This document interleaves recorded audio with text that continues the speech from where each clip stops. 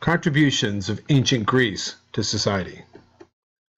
Math and science, philosophy, architecture, drama and theater, athletics, and the arts. Natural events are not caused by the way the gods behave. The world is governed by natural laws. They predicted the eclipse of the sun. They believed diseases came from natural sources. These are the major discoveries and inventions of this time. With math, the Greeks were able to measure the size of Earth. Some Greeks spent their lives studying math. Euclid was one of these people, and many geometry rules we study today come from his studies. Greeks also studied medicine. They studied the human body and how it worked. They tried to cure diseases and to keep people healthy. Hippocrates was a great Greek doctor who studied what caused diseases. The Hippocratic Oath is that doctors should honor their teachers, do their best for the sick, never give poisons, and keep their secrets of their patients. Today, Hippocrates is known for his ideas about how doctors should behave.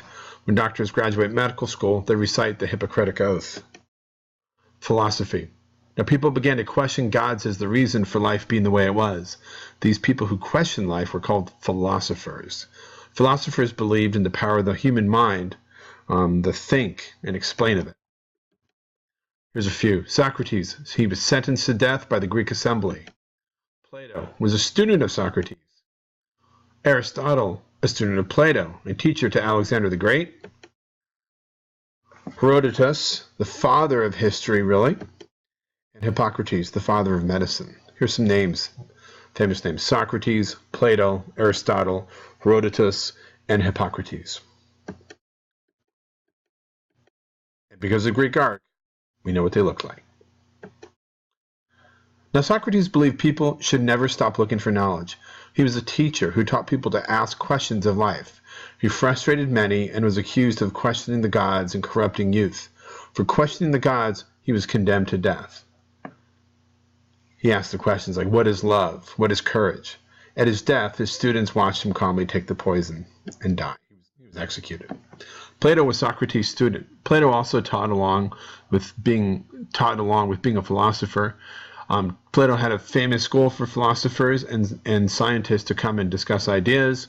Plato wrote a famous philosophy work called The Republic. And he said this: I believe philosophers should rule because only we understand what was best. And the Republic discussed the ideal society based on justice and fairness.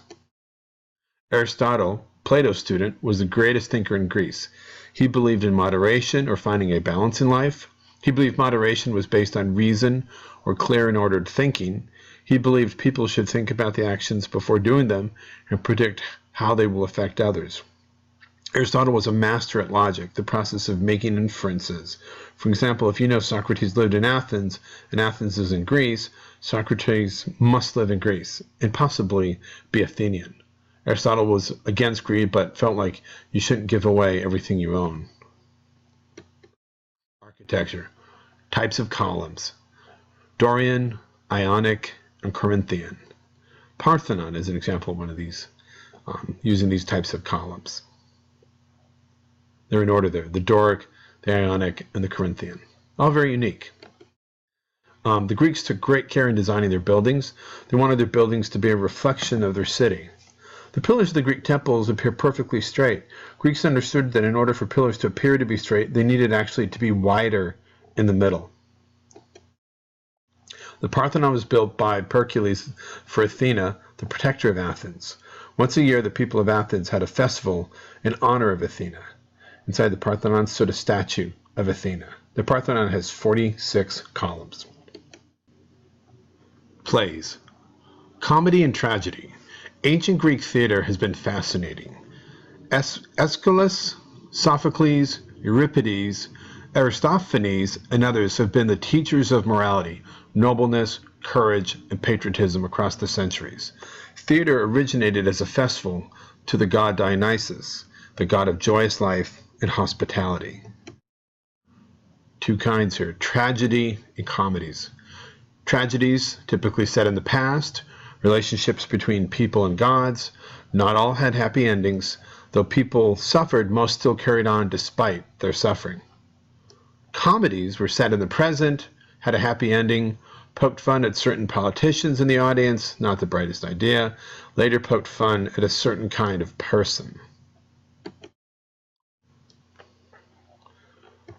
All right. Next events. This is the Olympics. We think of the Olympics, we often just think of the marathon. But there were other events, like boxing that was fought until one was knocked out or gave up, equestrian events, chariot racing and riding jockeys, often rode without stirrups, pancration, which is really a combination of boxing and wrestling, sort of like mixed martial arts today. The pentathlon, a combination of events like discus, javelin, jumping, running, and wrestling, and then running. There were really 4 types of races for this, and also jumping, where they also carried lead or stone weights at Olympia. Now, Greek sculpture is admired for its realism and details. Now, Greeks were master artists. They were so good because they paid attention to fine detail. They also studied the human body. Many of their sculptures looked like they could come to life.